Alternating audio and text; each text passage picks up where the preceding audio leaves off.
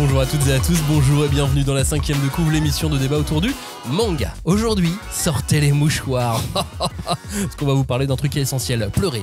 Et peut-être que vous ne le savez pas, mais bon, pleurer, c'est bon pour la santé. Oui. Ça dépend pleurer, pourquoi. c'est bon. Alors, pleurer, Robin, ça libère les tensions. Ok. Ouais, c'est source médicale. Crois-moi. Ok. Pleurer, ça soulage. Doctissimo. Non, j'espère pas. Peut-être. Pleurer, ça soulage. Pleurer, il paraît que ça aide à mieux dormir. Ok, mais bon. Source internet. Ouais, mais pleurer, enfin, faut quand même un stimulus pour pleurer, tu vois. Ça se fait pas. À part si t'es acteur, ça se fait pas sur commande. Si, il faut des cristaux de menthe. Oui, c'est vrai. Ouais, on est tous fans de Villebrequin. Hein. C'est tout ce qu'il faut, des cristaux de menthe. Bizarrement, ça peut même renforcer le lien social.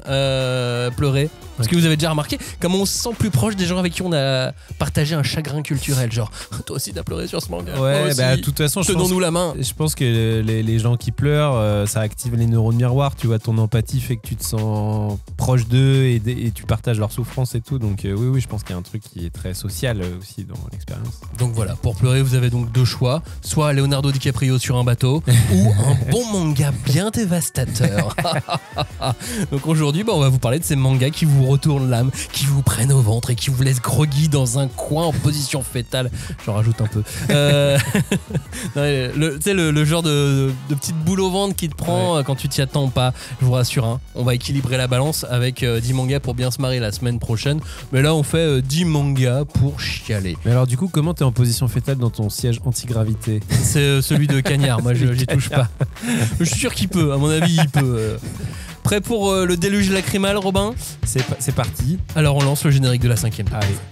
On ne pousse pas, s'il vous plaît. On ne pousse pas, c'est inutile. Le public n'est pas autorisé à assister aux épreuves éliminatoires. Moi, je crois que je pourrais être un très bon ninja. À quoi vous jouez? L'heure est grave, c'est pas le moment de faire les guignols. Mais on n'a rien d'autre à faire, on peut pas sortir. On va leur faire notre attaque secrète, l'attaque de la Tour Eiffel, ils vont rien comprendre. Et il faudra aussi parler des dessins animés, notamment des dessins animés japonais qui sont exécrables, quoi, qui sont terribles. Ah, les bâtards! Oh, this you crazy mother... Vous êtes en train d'écouter la 5e de couvre, le seul podcast où l'on peut découper, charcuter, dépecer et aimer les mangas qui font chialer. Robin, est-ce que tu aimes pleurer? Ben, disons que je me décomplexe par rapport à ça. Il y avait évidemment un moment où j'étais dans ma virilité toxique et je me disais qu'il fallait surtout pas que je montre mes émotions et que je pleure. Mais en fait, je me rends compte que c'est, comme on disait en intro, finalement assez agréable de laisser lâcher les vannes. Si vous nous découvrez seulement maintenant, merci d'être là. On pleure pas à chaque émission, la 5e de couvre. C'est un podcast manga hebdo, donc si ce sujet vous plaît, scrollez un peu. Il y aura des sujets beaucoup plus rigolos à d'autres moments, mais celui-là va pas être si triste, hein, vous inquiétez pas. De tous les cas, il y aura forcément une émission pour vous. Puis si vous aimez ce qu'on fait, laissez un commentaire, une note, partagez l'épisode. On veut savoir quels mangas vous ont fait chialer, vous aussi. Salut Julie, est-ce que des mangas te font chialer de temps en temps? Bah oui. Comme tout le monde. Évidemment. Et en fait, on a déjà une liste. Là, on va parler de plein de choses. Mais pas plus tard qu'il y a 2 heures, j'ai pleuré sur un autre manga. Qui n'est pas dans cette liste. Et ah bah qui n'est bravo. pas dans la liste. Donc, je me suis vraiment un cœur d'artichaut. Donc, les frères Yuzuki, là, les 4 frères Yuzuki, bah, ça fait pleurer aussi.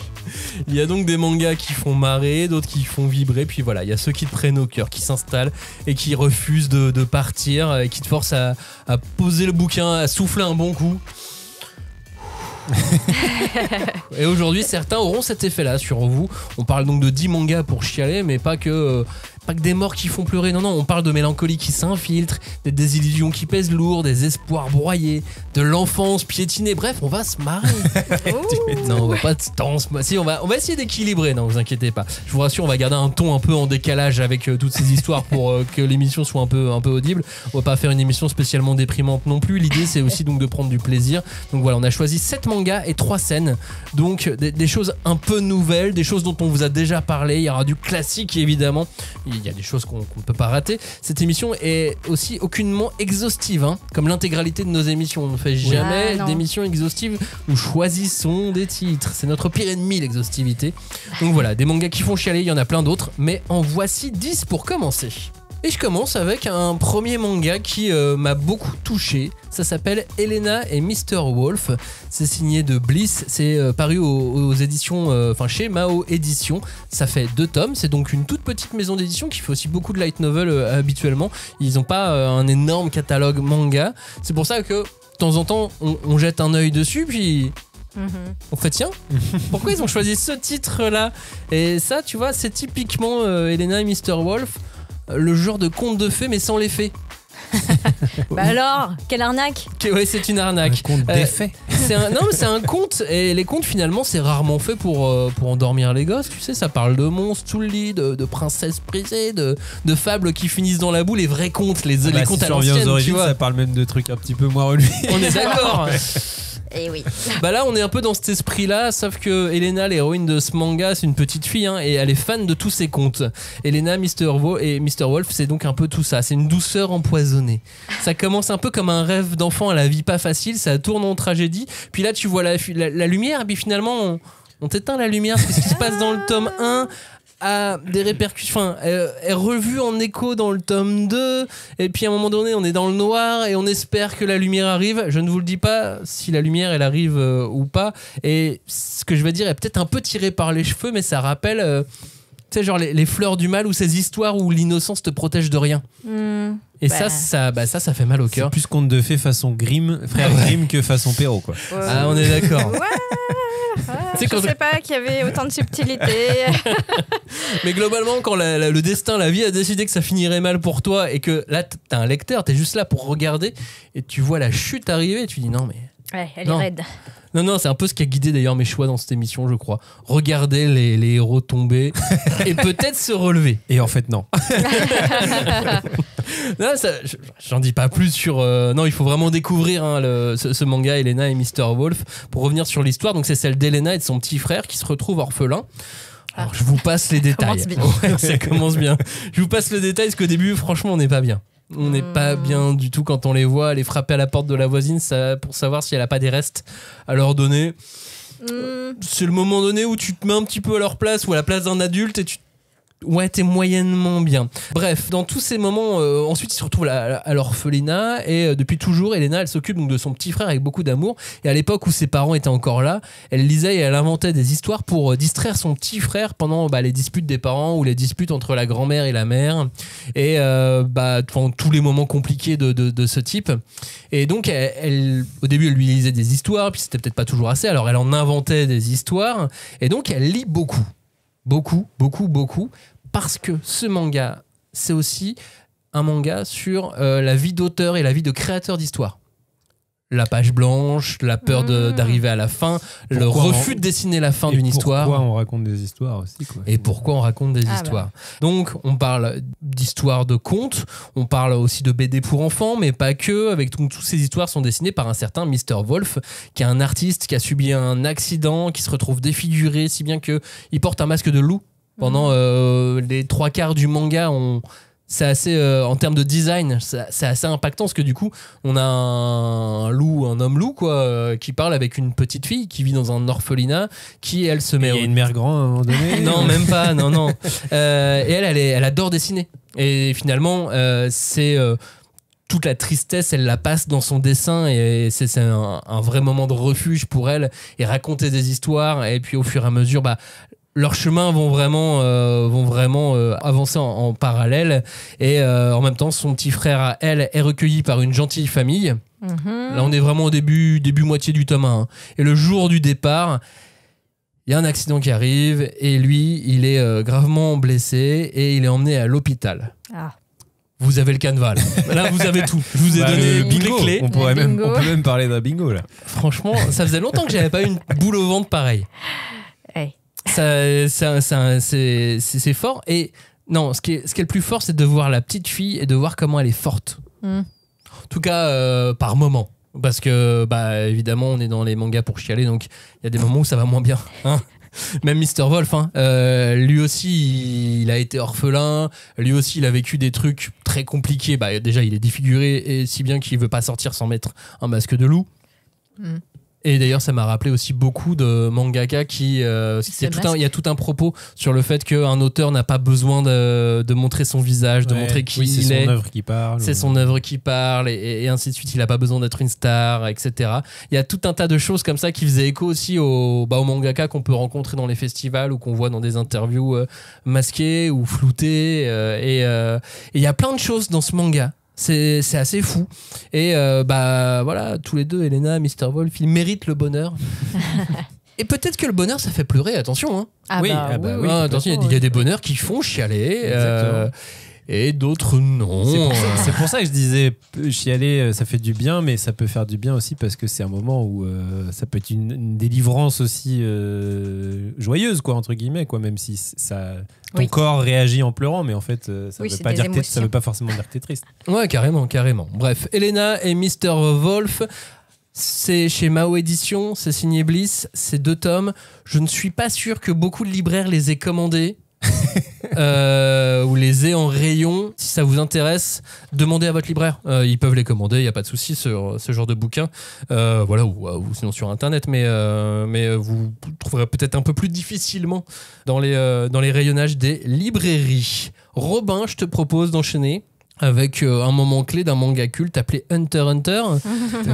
On va parler d'une scène très dure, celle où Gon retrouve Kaito. Après. Oui, pas la première fois. Parce que celle-là, ça va, elle est ok. Oui, il faut aller un peu plus loin dans l'histoire. Donc rappelez-vous, Gon a retrouvé Kaito une première fois, c'était plutôt sympa. Voilà. Bon, même s'il lui a dit oui, là, il se passe un truc. Je croyais que c'était mon père, en fait, non. Voilà, il se passe un truc un peu chaud et tout, mais viens avec moi, machin, on va voir et tout. Et après, il arrive quelque chose à Kaito que tout le monde a vu. Hein. Saloperie de Néferopito là. Les chats.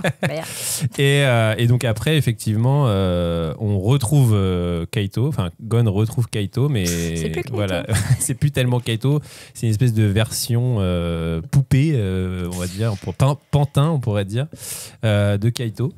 Et moi c'est une scène qui m'a vraiment terrassé quoi à l'époque. En plus je me rappelle que faut se souvenir que c'est quand même une période de Hunter où on était tous beaucoup moins âgés que ça, donc moi je pense que j'étais encore adolescent, voire tout jeune adulte, je me souviens plus très bien. Oui, jeune adulte. Ouais, je sais pas, mais je me souviens en tout cas que c'était une époque où, attention, ne faites pas ça les jeunes, mais je lisais les Scantrad et je lisais les chapitres de Hunter. T'étais peut-être plus jeune en effet. Ouais, non, j'étais plus jeune. Et c'était l'époque où Togashi n'allait pas très bien, vous vous rappelez, c'est les moments où les chapitres commençaient à être dessinés. Un peu, ouais. Voilà, les Chimera Ant, tout cet arc-là, voilà.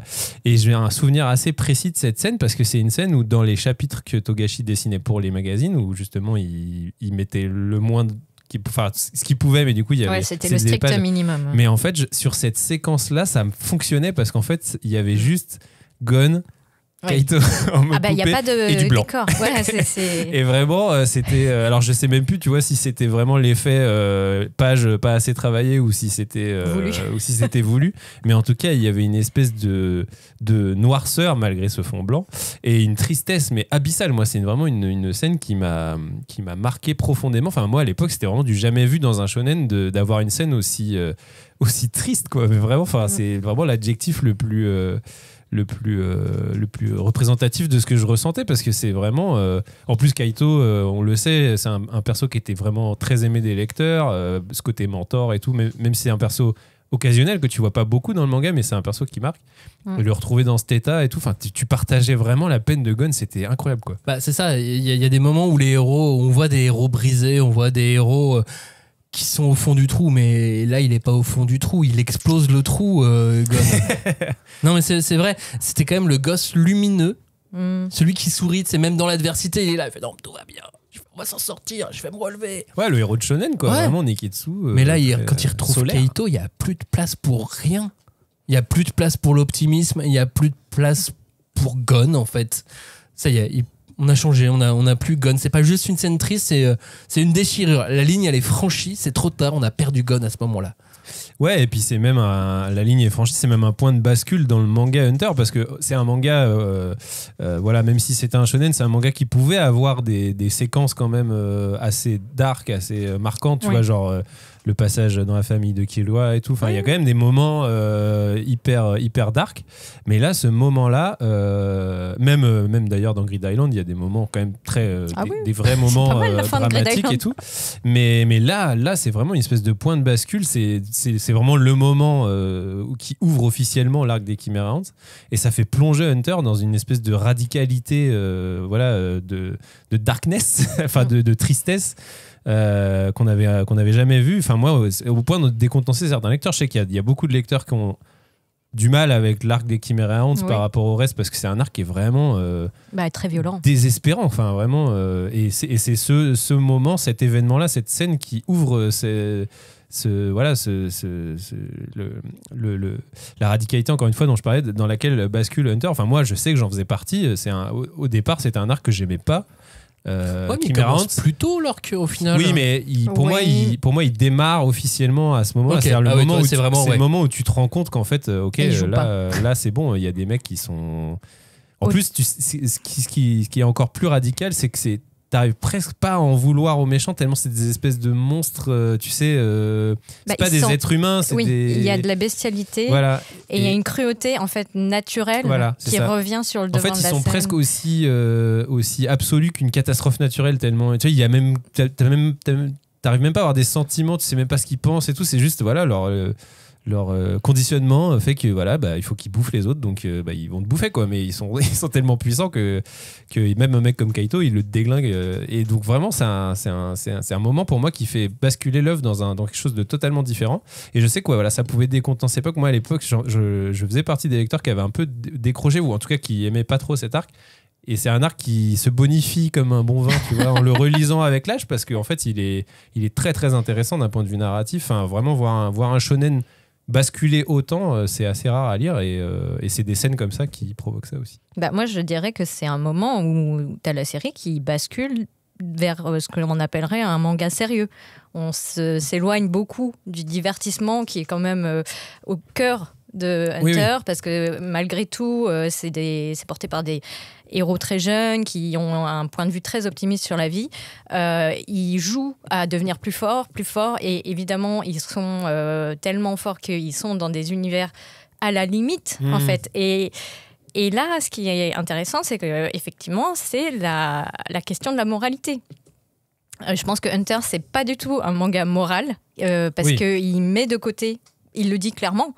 Gon, il n'a pas de limite, il ne se questionne pas sur les tenants et les aboutissants de ses combats, des motivations des personnes qu'il a en face de lui. C'est juste, ok, tu m'attaques, moi qu'est-ce que je fais pour protéger ce à quoi je tiens ? Et il le fait de façon instinctive, encore une fois. Donc il y a une espèce de bestialité, comme je disais tout à l'heure, qui là est vraiment viscérale. T'as des émotions viscérales qui remontent. Et c'est d'une cruauté. Enfin, t'as tout tout ce qui est comme ça, un espèce d'amalgame d'émotions très primitives, du désespoir, de la perversion. Parce qu'en fait, malgré tout, moi je pense que les Chimera Ants, elles ont une réflexivité. Elles savent qu'elles sont capables de taper très fort là où ça fait très mal. Oui, mais à ce moment-là, elles n'en ont pas conscience. Elles le font par réflexe d'animal qui doit soit se nourrir, soit se défendre. Et je sais pas, mais effectivement, moi je trouvais que c'était un peu compliqué quand même. C'est ça, bon là, après on est en train de débattre sur Hunter et pas tellement sur la scène, mais c'est ce que je trouve aussi génial dans ce manga, c'est qu'en fait, il pousse tellement à l'extrême tout ce qui fait la grammaire shonen, parce qu'en fait, Gon, c'est le héros pur à 100%, donc en fait il a effectivement pas de morale, parce qu'en fait il est à fond dans son... Et en fait, si tu prends la plupart des héros shonen, ils sont comme lui, c'est juste que lui il a poussé le curseur encore plus loin dans ce côté je ne réfléchis pas tellement aux conséquences de ce que je fais, ce qui compte c'est que moi je fais ça pour le bien des gens et de mes camarades et tout, mais en fait et tout comme les Chimera Ants représentent une espèce d'absolu du contradictoire, enfin de l'antagoniste de ce personnage. Ouais, mais après, évidemment, la scène, elle est hyper prenante, elle prend aux tripes, et tu peux être que... comme Gon, ton cerveau, il se met sur pause, en fait. Il y a un vide qui se fait, qui, comme tu disais... Dissociation même. Qui se matérialise par cette absence de décor et de traits hyper simples, en fait.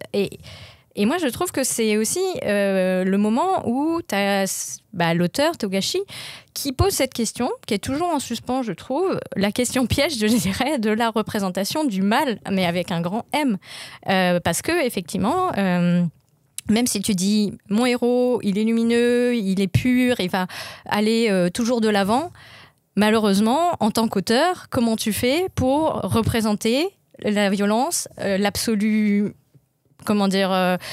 l'horreur absolue en fait, et comment est-ce que tu fais pour décider si c'est nécessaire ou pas d'infliger certaines images, certaines représentations à ton personnage et à ton public. Donc lui il a décidé d'utiliser un grand M pour mal et pour mère UM. Oui, c'est vrai.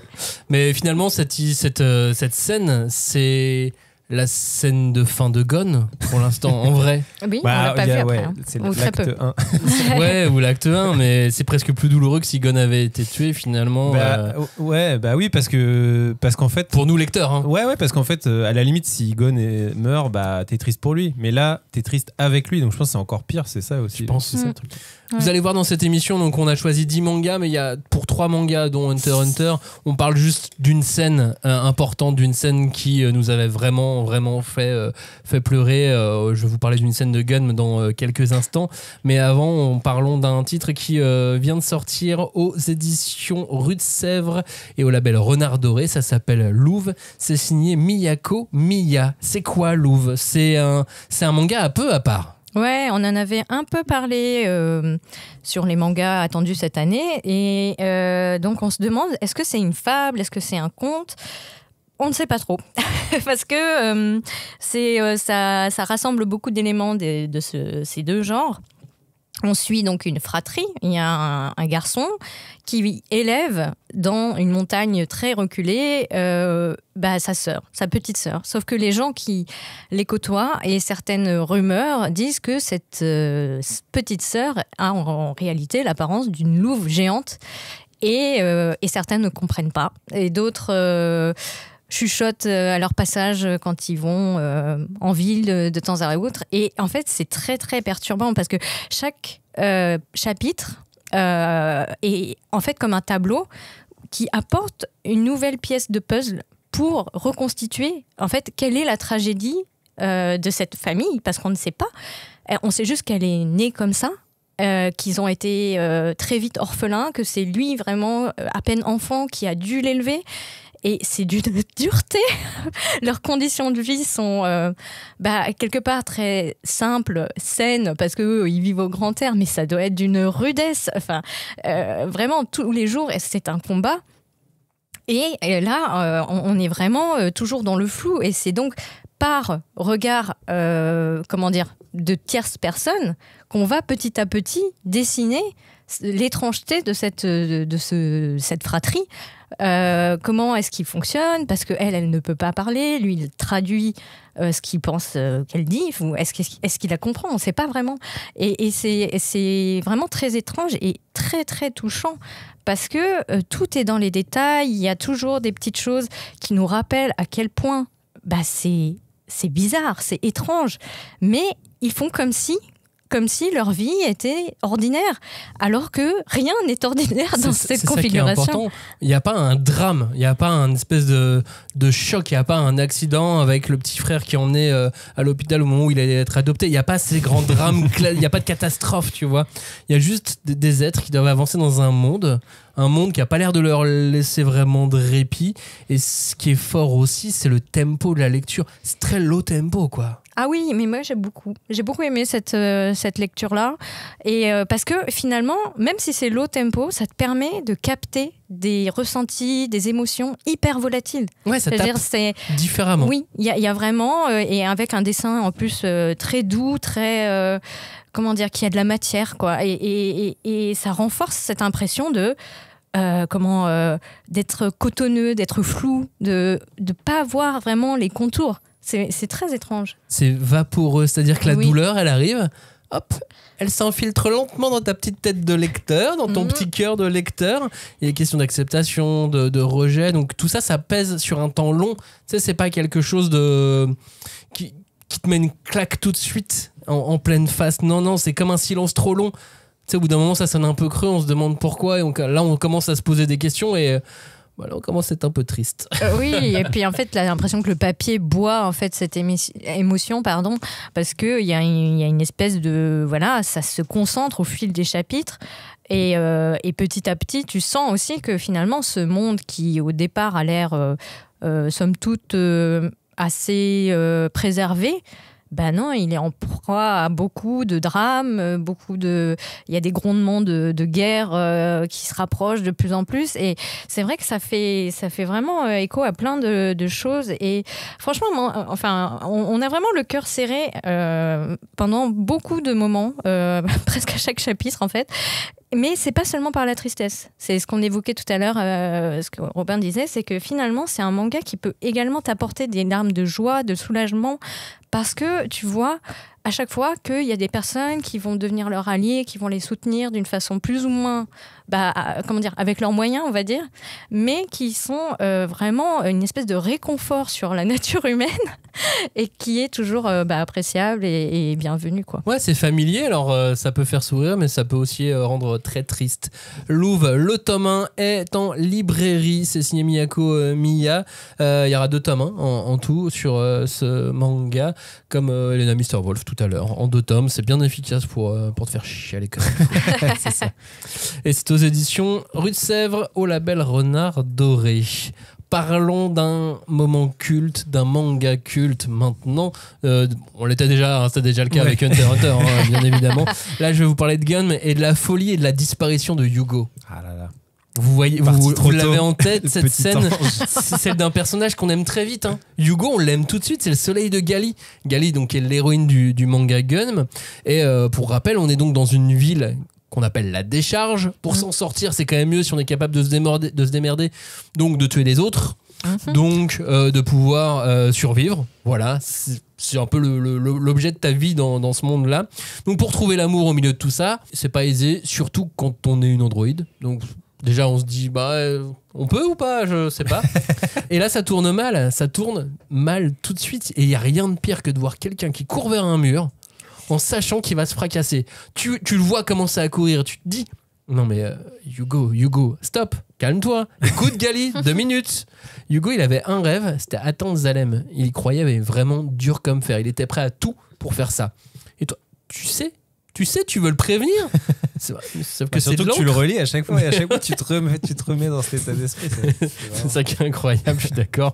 Mais c'est de l'encre, c'est du papier, tu peux pas crier, tu peux pas lui dire Yugo, fais pas ça, arrête. Alors tu regardes. Je pense que ça doit être la première fois où je me suis rendu compte que parfois les rêves, ça peut t'emmener, mais au plus profond du bas de la décharge. Ouais, moi c'était même la première fois, l'un de mes tout premiers souvenirs de lecture de manga tout confondu, parce que j'ai déjà dit souvent que Gun c'était mon premier manga. Et je pense que inconsciemment, en fait, ça m'a marqué au fer rouge sur la capacité de ce médium dont on parle, du manga, à vraiment te faire ressentir des émotions avec les personnages. Ce que tu disais sur Yugo, son obsession, ce truc de complètement déraisonnable, alors qu'il sait très bien que ça va mal se passer. Gali, où tu lui expliques, tu lui dis, mais en fait, pourquoi t'es folle de ce gars, il s'en fout de toi, lui, dans son rêve et tout. Et tu t'énerves pour tout le monde, t'es vraiment pris dans leur relation, dans leur moi profond à eux aussi, quoi. Et vraiment, ce truc de, moi que j'ai lu à l'époque en jeune adolescent, en me faisant le retour d'expérience, je me disais, mais ouais, c'est fou. En fait, je pense que c'est vraiment l'expérience fondatrice de ce qui fait que j'ai aimé ce médium qu'est le manga. C'est vraiment une des scènes comme ça qui te marque, quoi. Et puis voir Yugo sombrer, c'est une chose, mais Yugo, il est pas tout seul, il avait Gali à ses côtés. Et voir Gali hurler sans pouvoir le retenir, c'est l'ascenseur émotionnel en chute libre. Tu vois surtout pour aller à Zalem. En zéro gravité. On reprend le fauteuil de Cagnard. Ouais, c'est ça. Mais c'est aussi, je pense, d'un point de vue narratif, c'est aussi un épisode qui arrive très tôt dans l'intrigue. Finalement, on est quoi, tome 2, 3, un truc comme ça, et sur 9. Et tu sais, c'est comme si l'auteur, il voulait t'expliquer d'entrée de jeu à quel point la vie de Gali, ça va pas être facile dans ce manga que tu es en train de lire. Déjà que voilà, tu l'as retrouvé en morceaux dans une décharge, enfin tout le contexte que tu as expliqué, tu sais que tu es dans un univers qui est pas rigolo vraiment. Mais alors, lui faire vivre une épreuve aussi tragique que voilà, perdre son premier amour dans ces conditions, quoi, c'est vraiment aussi une manière pour l'auteur de t'expliquer ce que va être le ton global de ce manga, quoi. Et tu sais ce que c'est le plus triste au final? Parce que, bon, déjà, tout ça, c'est triste. Mais le plus triste au final, c'est la morale de cette histoire. Parce qu'au fond, Yugo, c'est l'illusion de penser que si on essaye assez fort quelque chose, on peut toucher l'impossible. Qu'on peut y arriver en essayant, en mettant tout en place. Mais c'est un peu une attaque contre Shonen. Hein. Ouais. Et surtout, ça t'apprend à être pragmatique parce que c'est faux. Il suffit pas juste d'essayer pour y arriver. Alors, c'est bien d'avoir de l'abnégation, mais c'est bien de réfléchir à son plan un peu avant. Et la réalité te rattrape. C'est une morale. Après, je sais pas, la morale, de toute façon, c'est toujours compliqué. Là, on lit pas une fable, hein, donc on sait pas trop s'il y a vraiment une morale à la fin. Mais aussi, je pense que ce que ça veut raconter, c'est quand même que l'obsession, c'est un truc qui peut t'amener dans une espèce de point de non-retour. Et vraiment, Yugo, c'est déraisonnable ce qu'il fait. C'est-à-dire qu'à un moment donné, il a les indices pour savoir que ce qu'il fait, c'est pas bien et que ça va mal se finir. Et en vrai, s'il étudie rationnellement la situation, il est censé le savoir. Donc il y a vraiment un truc qu'il fait qui n'est pas, qui devrait pas faire, quoi. Donc je sais pas si c'est ça la morale, mais en tout cas, je pense pas que ce soit une morale pour t'expliquer que c'est pas bien d'aller au bout des choses. Je pense que c'est une morale qui veut peut-être t'expliquer que il y a aussi des structures au-dessus de toi qui sont plus fortes que toi et tu dois prendre ça en compte dans ton calcul de est-ce que ton rêve est atteignable, est-ce qu'il va te faire du mal ou pas, quoi. Mais bon, bref, là... Ouais, mais je vais y aller bien chialade, moi, tu vois. Tiens, parlons chialade maintenant avec un manga signé Taizan 5. 2 tomes, là encore. Il y a un truc avec les deux yeux, les larmes. C'est ça. Le péché originel de Takopi. Imaginez si Bambi ou Stitch, personnage un peu mignon comme ça, et puis je sais pas, j'ai mis Old Boy, mais ça peut être n'importe quel personnage qui a fait une erreur qu'il essaye de rattraper. C'est genre un Edward Elric triste, quoi. Si les deux avaient un enfant, qui est déjà pas super Elric, mais... Imagine si les deux avaient un enfant, tu vois, Stitch et Edward Elric triste avaient un enfant, ça donnerait Takopi. Takopi, c'est un petit alien trop mignon qui vient juste sur Terre pour rendre le monde meilleur. Pourquoi on pleurerait avec ça? Mais sauf qu'il comprend pas qu'il est tombé dans une spirale de douleur infinie. Et ça pendant tout le long du manga. Et ça fait mal au cœur. Il comprend pas tellement les émotions humaines aussi. Mais il comprend pas grand chose.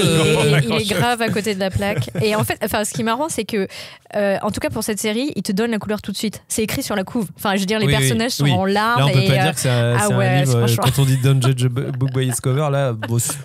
Oui, si. Là, on est bien. Surtout que c'est une époque, tu sais, il y avait genre Adieu Eric qui était sorti. Là, on avait Takopi quelques semaines ou mois mois après, on avait Look Back. On était dans une vague bien déprime. De toute façon, dans le Jump Plus, ils étaient prépubliés avec Look Back, justement, avec Adieu Eric, tout. Il y avait une espèce de mouvance comme ça. Et ce qui est atroce avec Takopi, c'est pas juste la tristesse, hein, c'est l'impuissance. Chaque décision qu'il prend, ce petit extraterrestre enfonce encore plus tous les autres personnages. Et lui-même d'ailleurs. C'est une descente aux enfers. C'est un truc qui devait être absurde. Un petit poulpi mignon là. Mais en fait, ça tabasse le cœur. C'est là, il met des petits coups de pied avec ses mini pieds de poulpe là. C'est vraiment le manga cathartique par excellence, je pense. Tu évacues vraiment le trop-plein d'émotions négatives en voyant... parce qu'évidemment, ce sont des enfants qui sont au cœur de l'histoire et qui explorent vraiment tous les histoires d'enfance maltraitées, malheureuses. Du harcèlement scolaire également. Du harcèlement et du rejet. Mais avec vraiment beaucoup de... Il y a de l'emphase, quoi. C'est vraiment fait pour t'appuyer effectivement sur les points émotionnels et trouver là où ça fait vraiment mal pour te faire pleurer. Sauf que là, il fait t'as mal là, oui, t'as mal là, oui, t'as mal là, oui, t'as mal au doigt, je pense. C'est vrai qu'après, comme dit Julie, il n'y a pas que la tristesse, il y a plein d'autres émotions. La colère. La colère, parce que la ouais. gamine qui la harcèle, c'est vraiment un personnage horrible. Oui, mais j'imagine les gens qui ont subi du harcèlement se retrouvent dans ce genre de situation, mais personne n'est aussi horrible que ça là, vraiment. Au bout d'un moment, je sais pas, mais sauf que après quand tu découvres aussi le pourquoi du commun, Ouais, non mais voilà, et c'est là où C'est le même manga pas est gratuit. intelligent. C'est là où le manga est assez intelligent, c'est qu'au final, comme tu dis, c'est pas gratuit. Il y a une explication à tout ça. Il y a en plus le personnage de ta copie qui va de lui-même essayer de comprendre aussi toutes ces situations-là et tout. Donc non, c'est pas des émotions gratuites. C'est vraiment, il y a un fond. Voilà, encore une fois, une morale, je ne sais pas, mais en tout cas, il y a un fond. Et il y a vraiment une volonté de te faire ressentir les émotions avec les personnages. Et de te faire croire qu'il y a une porte de sortie. Oui. Alors mais que- non. Ouais. Non, et puis je me disais que par rapport à ce qu'on venait de dire juste avant, Hugo, la structure, enfin la suprastructure, Oui. là c'est marrant parce qu'il interroge cette structure, le fait que les choses s'enchaînent, la tragédie en fait. C'est genre, oui, t'appuies sur un truc et évidemment tout tombe à la suite. Et il y a une espèce de remise en question de ce genre de déroulement, implacable. Et là, je veux dire, sortez vos mouchoirs quand même. De toute façon, à partir du moment où un manga fait crever ou disparaître un chien, là c'est pas possible. On peut pas, non mais vraiment, là, C'est c'est vrai, vraiment c'est normalement la limite que t'es pas censé passer, ou si tu sais que tu veux faire pleurer les gens avec ça. Le péché original de ta copie, c'est signé Tyson 5, c'est en 2 volumes. Tyson 5 qui a ressorti aussi un autre manga qui s'appelle Ichinose Family's Deadly Sins, qui est dans un autre genre mais qui est assez familier quand même. Il y a une petite filiation quand même. Même auteur de toute façon. Déjà il y a le trait. Ce n'est pas en 2 tomes le manga suivant, c'est en 5 tomes. Ah, waouh. Bravo Julie, bravo. Le château solitaire dans le miroir de Tomo Taketomi, adapté du roman du même nom. Oui. Et il y a eu d'autres adaptations parce que ça a beaucoup cartonné au Japon. Mais en fait, l'idée est très prenante parce que donc il s'agit d'enfants, de 6 adolescents d'âge plus ou moins rapproché. Et ça peut aller de la dizaine d'années jusqu'aux abords de 15-16 ans, quoi. Et en fait, ils traversent un jour un miroir. Dans leur chambre, chacun a un miroir qui se met à briller. Ils traversent ce miroir et ils se retrouvent dans un château où les accueille une mystérieuse mademoiselle Lou qui leur dit « Il y a une clé cachée dans ce château, vous avez jusqu'à une date limite pour la trouver et celui ou celle qui la trouvera verra un seul de ses souhaits exaucés. » 3e loup. Ouais, et il y a Depuis beaucoup le début de loups. cette émission, on est d'accord. Effectivement, et elle leur dit bien que s'ils ne respectent pas les règles du château, qui est de rentrer chez eux tous les soirs comme s'ils rentraient de l'école en fait, ils se feront bouffer par des loups. Encore une fois. Sachant que l'héroïne, c'est pas une petite fille enjouée qui a plein de copains à l'école. Non, elle est en pleine phobie scolaire. Elle préfère rester chez elle que d'aller à l'école tellement ça la met mal. Donc là, c'était une sorte de... le miroir est une vraie porte de sortie pour elle, quoi. Oui, moi j'aime beaucoup c'est l'idée d'avoir un royaume à soi. Je pense que c'est tout le monde en rêve à un moment donné de sa vie. Et bon, l'adolescence, c'est aussi le moment où on a beaucoup de temps pour justement réfléchir oui, à nos relations, à ce qui nous arrive, à ce qu'on voudrait pour plus tard. Et j'aime bien aussi l'idée que c'est une sorte de version un peu plus subtile et fouillée du jeu de massacre. Parce que finalement, la question c'est, ok, il y a une seule clé, un seul vœu, on est 6, qui va réussir à tirer son épingle du jeu? Est-ce qu'il faut être les uns contre les autres, les uns avec les autres? Et finalement, comme ce sont des enfants qui ont besoin de liens, qui ont besoin de partager beaucoup d'expériences traumatiques ou très mauvaises qu'ils sont en train de traverser, c'est encore une fois, la morale intervient de façon assez fine, parce que c'est pas non plus le cœur de l'histoire, quoi. Ouais, mais après, la base de l'histoire, elle est diabolique, je trouve, le piège, quoi. Tu te mets à la place de l'héroïne, t'es en phobie scolaire, tu penses que t'es à l'abri. Là, du coup, tu vois une porte de sortie, mais non, en fait, tu vas te retrouver dans un monde, un univers qui est peut-être tout aussi problématique que la réalité, quoi. Après, le temps est faussement doux, on va dire, puisque tu dis c'est accueillant, le dessin est très, très rond, très souple, il y a une sorte d'élasticité très, très douce, et en fait, le sujet est très acerbe, quoi. C'est vraiment la violence qu'on peut infliger aux autres et à soi-même de façon parfois complètement inconsciente. C'est ça, comme Louvre, ça parle de toutes ces blessures invisibles, non ? Oui, après...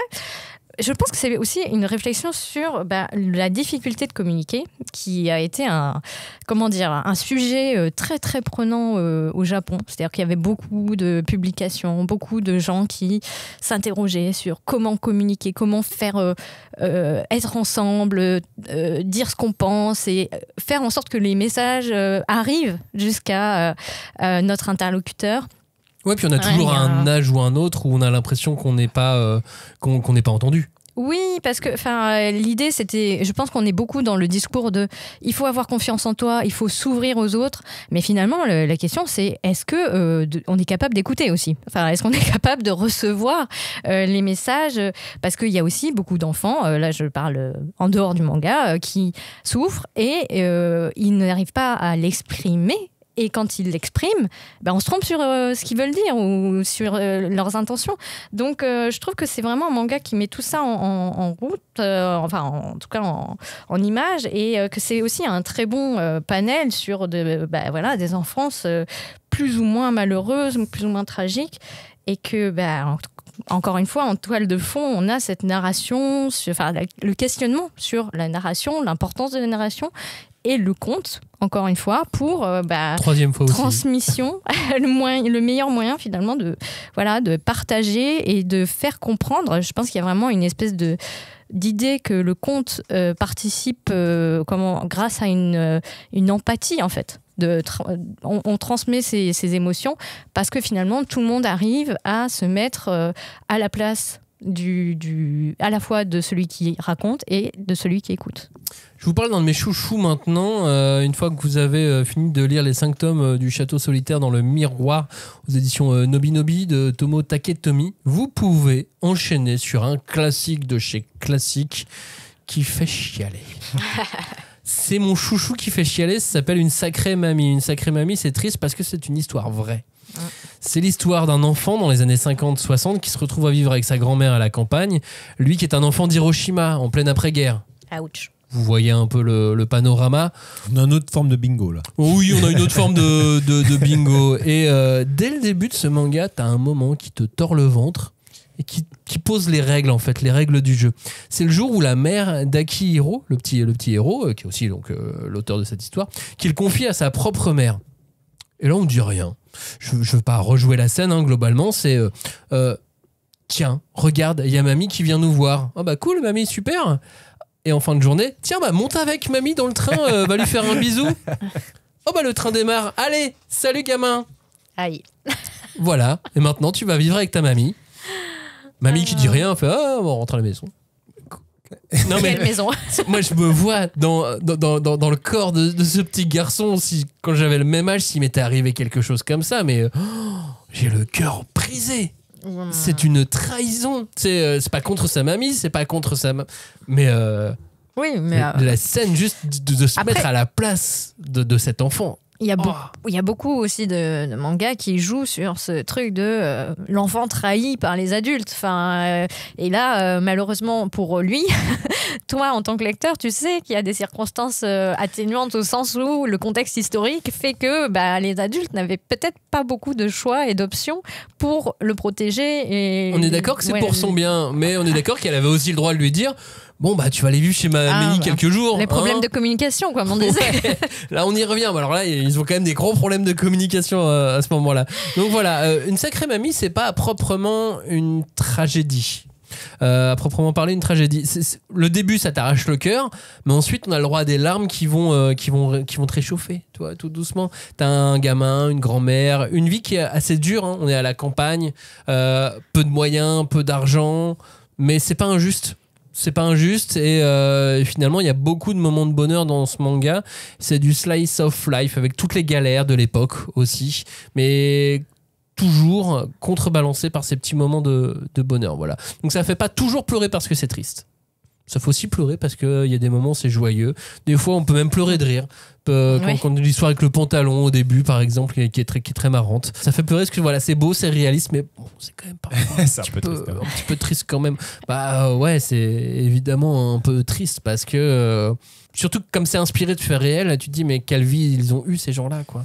Oui, c'est ça. Je pense que ça rajoute une couche d'attachement au personnage et de réalisme aux situations. Et oui, c'est clair que voilà. Surtout qu'il en parle finalement avec beaucoup de joie. Hein, quand il a écrit son roman, qui ensuite est devenu ce manga, qui a été un carton incroyable au Japon. Finalement, il y avait quand même beaucoup plus de bonheur que de tristesse derrière tout ça. Mais voilà, ça donne un manga qui quand même peut te tordre le cœur à certains moments. Pour un bon petit moment de chialade, si vous êtes un peu sensible, un peu empathique, vous pouvez aller sur Une Sacrée Mamie. on devrait être pas mal. Donc il y a une réédition qui est aux éditions Delcourt Tonkam. Là aussi, on est dans le Japon d'après-guerre. Et là aussi, on est dans la même ville. Puisque c'est la scène que tu as choisie, Julie, la fin du chapitre 1 du Pays des Cerisiers. Oui, moi j'ai pris donc la ville de Unagi, donc c'est Fumio Kono. Et alors contrairement à Sacrée Mamie, Une Sacrée Mamie, pardon, ce n'est pas un traitement, on va dire, de témoignage, parce que c'est un travail de commande de son éditeur de l'époque, en 2003. Et comme Fumio Kono est originaire de Hiroshima, on lui a proposé de travailler sur une histoire qui se passerait donc 10 ans après le largage de la première bombe atomique, donc en août 1945.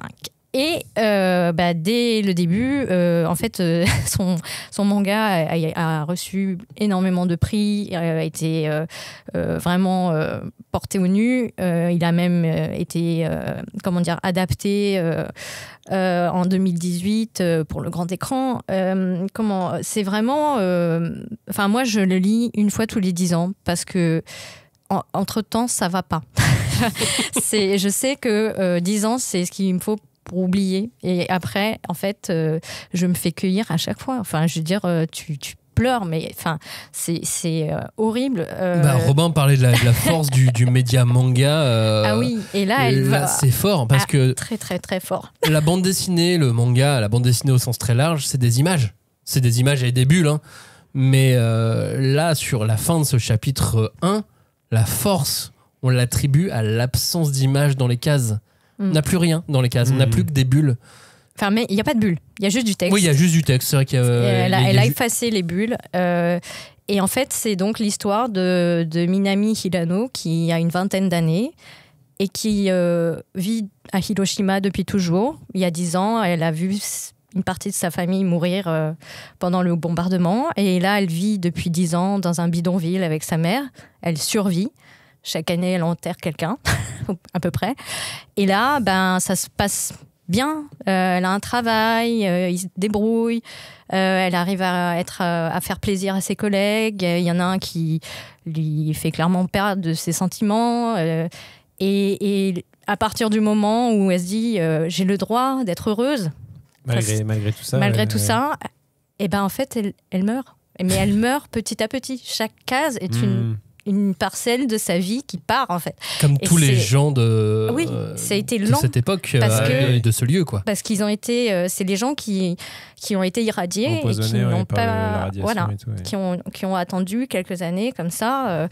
Alors, il y en a certains, ça a pris 10 ans, il y en a certains, ça a pris quelques mois. Enfin, bon, il y a toutes sortes de vies, en fait, qui sont condensées dans cette ce faux témoignage. Mais le traitement graphique est effectivement implacable. C'est-à-dire que tu vas vers ta fin, quoi. Enfin, et c'est terrible de voir, elle perd la vue, elle perd certains... Enfin, voilà, mais c'est quelques heures dans sa vie, de sa fin de vie. Et j'adore aussi... Enfin, j'adore, c'est terrible de dire ça juste après, mais je repense aussi au fait que, juste avant, voilà, elle essaye de vivre au quotidien, c'est une vie ordinaire, c'est des plaisirs ordinaires, mais dès que, justement, la culpabilité remonte, c'est des flashs de scènes traumatiques qu'elle a vues. Son collègue, il la drague, il l'embrasse, et elle repense au même endroit, il y a 10 ans, ce qu'elle a voyé.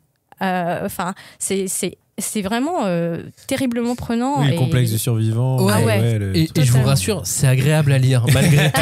C'est vraiment agréable à lire. Tout Fumio Kono. Regardez le tombeau des Lucioles, quoi. C'est agréable à regarder. Mais tout Fumio Kono est agréable à lire. Tu vois, tu parles du tombeau des Lucioles dans un recoin de ce monde, une fin relativement proche.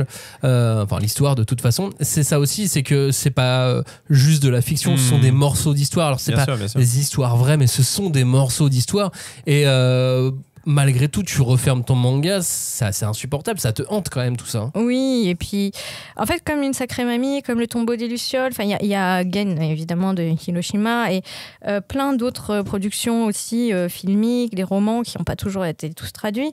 Mais je trouve que c'est grâce à sa pop culture et à sa culture littéraire et visuelle que le Japon a réussi à ne pas oublier, ou en tout cas, il y a eu vraiment un travail très difficile, ténu, de mémoire, même si c'est pas un mot que j'aime beaucoup, mais il y a une espèce de, on sent que les auteurs, les éditeurs, les artistes ont essayé de compenser là où peut-être le gouvernement japonais n'avait pas voulu faire ce travail. La culture a pris le relais d'un manque au niveau. Et qu'il fallait pas oublier. Il fallait pas. Alors eux, ils ont dit oui, mais nous aussi, on a été victimes. Nanana. Enfin, non, je veux dire, le Japon a commis beaucoup d'exactions en tant que pays impérialiste et il faut pas oublier ça non plus. Je vous recommande donc Joyeux Démon aussi, un manga qui parle justement de comment certains Japonais ont réagi par rapport, en étant du côté des méchants, on va dire. Et en fait, c'est vraiment un travail qu'il faut honorer, au sens où il y a des gens qui se cassent la tête pour que nous, on puisse recueillir en fait, ces histoires avec un grand H pour ne pas les oublier et continuer à les faire vivre, quoi. Le pays des cerisiers, c'est aux éditions Kana et toute la bibliographie de Fumio Kono vient d'être rééditée là depuis 3 ans. Aux éditions Kana. On va jumper dans un autre univers, histoire de sortir de l'après-guerre. Moins plombant, alors c'est la guerre aussi, hein, mais d'ailleurs ce manga, il pouvait être dans cette émission, il peut être dans l'émission de la semaine prochaine, il peut être dans beaucoup d'émissions en fait. Si on y réfléchit bien, il s'agit de One Piece. Robin, on va pas faire... on va pas faire le résumé. Pour résumer One Piece. Mais non, je voulais parler de One Piece parce que je trouve que c'est un peu un cas d'école dans ces mangas qui font chialer. Il y a même une légende urbaine qui disait que c'est la première fois qu'on a vu un héros de shonen du Weekly Shonen Jump pleurer, c'était dans One Piece. Je suis pas sûr que ce soit vrai, mais en tout cas peut-être dans un manga de cette ampleur mainstream et grand public, on va dire. Et moi vraiment, c'est vrai que si je me replonge dans mes lectures adolescentes ou jeunes adolescents, c'est vraiment le seul souvenir vraiment prégnant que j'ai d'un manga où j'ai vraiment littéralement pleuré. C'est-à-dire j'ai lu une scène de One Piece et j'ai vraiment pleuré, c'est-à-dire les larmes coulaient, machin et tout. C'est un truc qui m'arrive pas non plus tous les jours quand j'ai des trucs. Donc vraiment, moi, c'est un manga... direct, quand on a évoqué l'idée de cette émission, manga qui font chialer, j'ai pensé immédiatement à One Piece, ce qui peut paraître pas forcément le choix le plus évident, mais pour moi, ça l'était parce que c'est, encore une fois, ce souvenir qui m'est revenu et je me souviens très bien, c'était vacances au ski.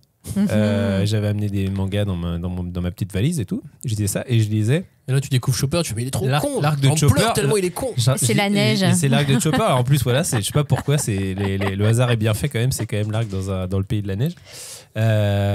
Personnage trop mignon et tout. Tu te dis, oh là là, il est incroyable ce perso. Et puis il est rigolo. Il est rigolo, il est hyper marrant et tout. Et là, je lis son arc, donc vraiment son flashback. Alors, je sais pas si c'est le pire de tous, parce qu'ils sont tous horribles, les flashbacks et les mais celui-là, il était particulier. Mais celui de Chopper, il m'a dévasté, quoi. Vraiment, je l'ai lu. J'étais dans mon lit superposé avec mon frère qui dormait en dessous. Et vraiment, il m'entendait pleurer. Il me dit, mais qu'est-ce qui t'arrive et tout. Et je dis, c'est parce que là, il y a Chopper. Et il comprenait pas. Alors, il lisait un peu One Piece, mais voilà, et vraiment, c'est un souvenir, voilà, je pense qu'il me restera toute ma vie. Donc, c'est pour ça que je pense que One Piece est indissociable de cette idée des mangas qui font chialer. Parce que je pense que One Piece, pour moi, c'est vraiment un manga qui a mis en place un système narratif qui fera un peu école. J'ai un peu l'impression que c'est un truc qu'il a fait, Oda, qui depuis a été reproduit quand même. Je sais pas si c'est le premier à l'avoir fait, mais en tout cas, lui, il a vraiment systématisé ce truc qui est, on a un équipage de personnages. Chaque personnage aura droit à un moment donné à son flashback. qui est lié à son endroit de naissance ou de là où il a grandi, etc. Son flashback sera toujours lié à une histoire absolument atroce, c'est-à-dire Oui. soit un proche qui va mourir, lui qui Il y a des va... circonstances aggravantes des fois. Quelqu'un qui va subir une mutilation, lui qui va souffrir je sais pas quel mot, ou son pays qui va être envahi, ou tout ça. Il y a toujours des histoires horribles autour de ça. Et à la fin, que ce flashback se termine, on sait très bien que ça fait écho au temps de maintenant. Et c'est Luffy qui va débarquer avec sa chaleur, son côté solaire, et qui va déglinguer le méchant et qui va en quelque sorte casser cette tristesse, tu vois. Il y a vraiment cette espèce de système, c'est un perso, un flashback, une chialade et Luffy qui débarque et qui casse tout ça. Non, c'est pas possible, tu vas pas pleurer, toi tu fais pas pleurer mes potes, et je vais tout vous défoncer. Mais pour moi le titre alternatif de One Piece, c'est la boucle infernale, parce qu'en fait effectivement moi j'ai décroché beaucoup parce que c'était tout le temps ça, et effectivement Chopper c'était particulièrement parce que il est tout mignon, tu sens que il vit vraiment dans une espèce d'endroit où il y a rien. Et puis c'est un truc de père adoptif entre guillemets, donc ça rajoute une couche de complètement. Et puis il est tellement différent en fait, physiquement. Tu comprends qu'il y a énormément de choses qui ont été mises dans ce personnage, et le fait que après ils le ressortent, le même arc, les mêmes trucs. Oui. Au bout d'un moment, moi j'ai dit ok, la chialade. En fait, j'ai pas aimé le fait que t'étais un peu en mode automatique, quoi. Enfin, pilote automatique. T'arrives sur une île, allez, sors tes Kleenex, ça va sortir. C'est un système, quoi. Donc c'est-à-dire que je pense que ça marche quand c'est lié au personnage de l'équipage. Je pense que ça marche moins, enfin ça peut encore marcher parce qu'encore une fois le meilleur arc de One Piece c'est Alabasta. Je veux rien savoir. Mais bref, et pourtant ça concerne pas spécialement un personnage de l'équipage, mais c'est vrai qu'à un moment donné ça devient trop, on arrive dans un nouvel endroit, on va rencontrer des nouveaux persos, ça va être lié à une histoire horrible, et encore une fois Luffy va régler tout ça. Et toutes les histoires sont plus atroces les unes que les autres, donc à chaque fois t'as l'impression qu'il faut qu'ils trouvent le qu'est-ce que j'ai pas fait encore, des esclavages. Mais en même temps One Piece c'est le jeu des 7 familles des univers, c'est le jeu des 7 familles des émotions. Comme on est dans une émission chialade, je vais même dire que c'est un cimetière des émotions. Elles sont toutes là, toutes les émotions sont là, on les a bien usées, elles ont vécu. Qu'elle repose en paix maintenant. Non mais One Piece c'est un parc d'attractions, c'est vraiment, il y a tout. Mais t'es sur rail, il n'y a pas de... C'est ça un roller coaster. Alors d'ailleurs on parle parc d'attractions, on parle One Piece. Il va y avoir non pas un parc d'attractions One Piece, mais si vous voulez rigoler 5 minutes, histoire de se remettre de ses émotions, vous tapez Donald One Piece. Ou One Piece Canard. Oui. Sur YouTube ou sur Google. Ah oui, c'est pas l'autre Donald, ok. C'est le bon Donald. Ah oui, pardon, effectivement, on a plein de méchants Donald en ce moment. Le Donald. Non, celui qui a un bec. Donald Duck. Voilà, celui qui veut faire un parc d'attractions à Gaza. Non, c'est bon ça. Cherchez ça sur YouTube, sur Google, vous devriez vous marrer un petit instant. Finissons cette émission avec le 10e manga. La 10e chialade, ça se passe avec Basara. Oui. Alors, pour remettre dans le contexte, je pense que c'est un des mangas pionniers du shoujo en France, mais du manga tout court finalement, parce que donc Canal a édité de 2001 à 2006. Soit 10 ans après sa parution initiale au Japon. C'est donc un titre de Yuki Tamura qui avait fait Seven Seeds et puis maintenant c'est le détective Totono là. Excusez-moi, j'ai pas le titre en tête. Mais en gros, pour revenir sur Basara, c'est une espèce de grande fresque post-apo. La question de fond, c'est refonder le Japon sur des bases un peu mystico-politiques, puisqu'il y a des prophéties, des jumeaux élus, le Japon que nous on connaît est détruit, il y a des tours en ruine, il y a des régions qui sont devenues des déserts de sable. Enfin, c'est vraiment une vision incroyable en fait qu'elle nous propose. Et au milieu de tout ça, évidemment, il y a énormément de personnages, dont donc Tatara, qui en fait est une fille, mais qui va devoir prendre l'identité de son frère qui meurt très vite dans la série, parce que c'était lui, soi-disant, le garçon élu. Et en fait, on va se rendre compte que non, c'est elle qui a une volonté, une détermination, et qui va aller aux 4 coins du Japon, refonder un semblant de nation, aller... comment dire, s'allie avec des clans. Il y a toujours des rois locaux qui règnent sur des petites régions et qui font régner la terreur.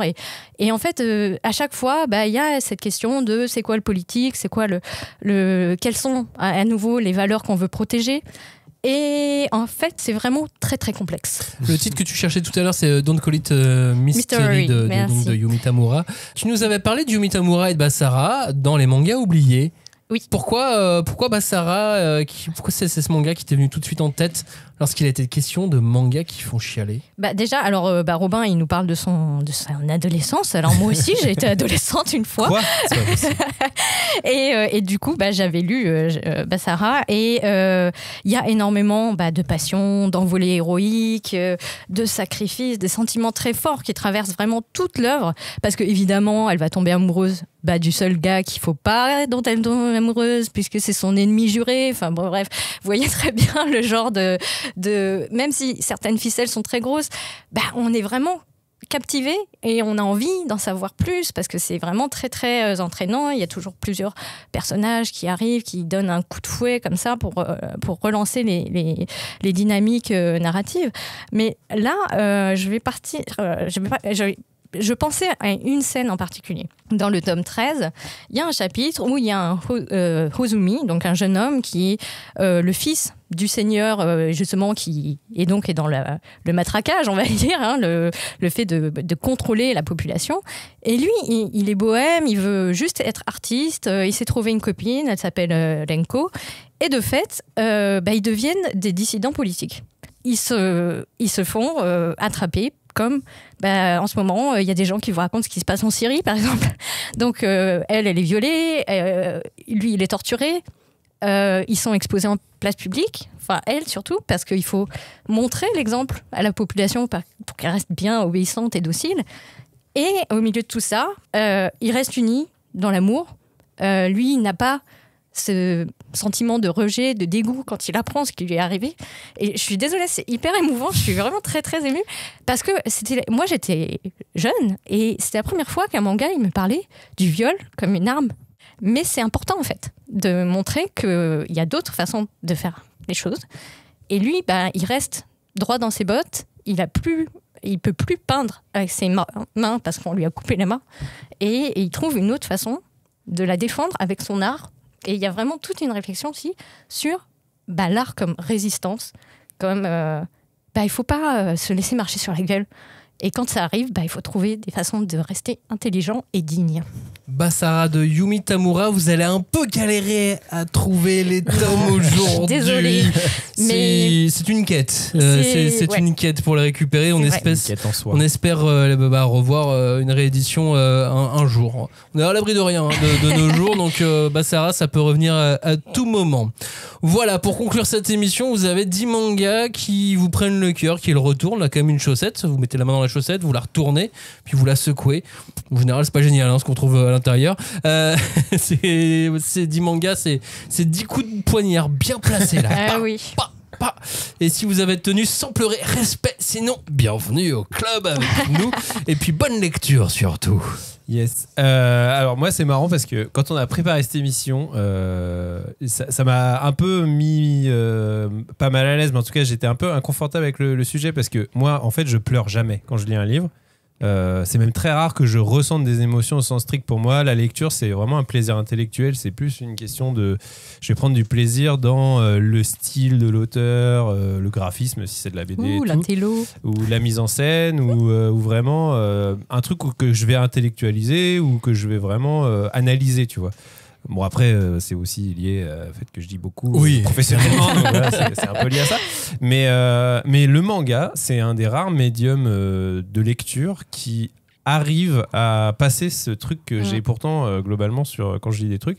Je pense qu'il y a une dimension très cinématographique parce que le cinéma, pour le coup, là je peux chialer comme une madeleine devant des films. Bon, je pense parce que le cinéma a d'autres armes qui sont la musique, l'ambiance est plus prenante, l'acting et tout ça. Bon, bref, il y a plein de choses. Puis ça peut jouer vraiment sur, là pour le coup, les neurones miroirs, le fait de te faire ressentir de l'empathie pour les personnages physiquement, parce que c'est des êtres humains qui pleurent devant toi, tu vois. Mais le manga, je pense qu'il a malgré tout une espèce de dimension cinématographique beaucoup plus expressive que la bande dessinée franco-belge. par exemple. Et encore, il y a des trucs qui sont vraiment non, mais touchants. je pense. Mais par contre, je pense que c'est ça qui fait que ça y parvient. Parce qu'encore une fois, j'ai littéralement pleuré en lisant un manga. Donc, c'est vraiment un des seuls, le seul médium de lecture qui m'a provoqué ça. Mais malgré tout, voilà, je pense que ça, c'est un truc qui est aussi lié à mon expérience de lecture et à l'âge que j'avais aussi. Là, vraiment, si je dois être honnête sur mes dernières lectures depuis quelques années, ça n'arrive jamais, je pleure jamais en lisant un manga. Je peux être ému ou je peux reconnaître le talent dans la mise en scène de faire ressentir tel type d'émotion, mais ressentir les émotions en tant que telles, c'est assez rare. Ouais, l'idée de chialer, c'était plus pour oui, bien sûr, le titre de l'émission plus qu'autre chose, vous avez bien compris. Non, mais après, c'est moi, hein. Peut-être que j'ai pas de cœur. Hein. Mais non, mais après, je pense que c'est un sujet qui est vraiment hyper subjectif. C'est très intime. Finalement, les choses qui vont te toucher, les choses qui vont vraiment te forcer à baisser ta garde, en fait. Et c'est vrai que le manga, il a pas...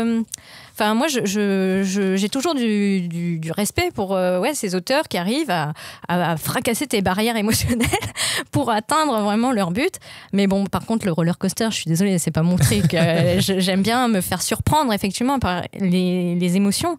Et je trouve que vraiment, des fois, ça fait du bien. Des fois, tu pleures juste pour une scène débile parce que ça te soulage, parce que t'es content finalement de sentir que t'es encore vivant, quoi, que t'es pas dans l'intellect pur. Mais effectivement, comme dit Robin, peut-être qu'avec l'âge, on a le cuir qui devient très très tanné et voilà, et c'est peut-être un peu plus difficile de nous atteindre au cœur. Ouais, on est des vrais humains. Attends, on n'est pas encore des robots. On n'est pas encore des robots. Merci d'avoir écouté cette émission. On attend vous aussi vos mangas, vos scènes qui vous ont fait chialer. Alors chialer, évidemment, vous prenez ça dans le sens attention, que vous avez le droit voulez. de pleurer, hein, c'est pas. Vous êtes obligé de pleurer. Attends. Non, et puis je pense que physiologiquement, c'est bien en fait. C'est ce que c'est dans l'intro, ça, exactement, tout à fait. La semaine prochaine, 10 mangas pour se marrer, ok. Allez. Voilà. Ça sera pas que des mangas d'humour. Allez, on va pleurer de rire. Je sais même pas s'il y aura vraiment des mangas d'humour, tellement on n'est pas très manga Spoiler, d'humour. il n'y en aura pas. Non, j'en sais rien, on n'a pas fait la liste.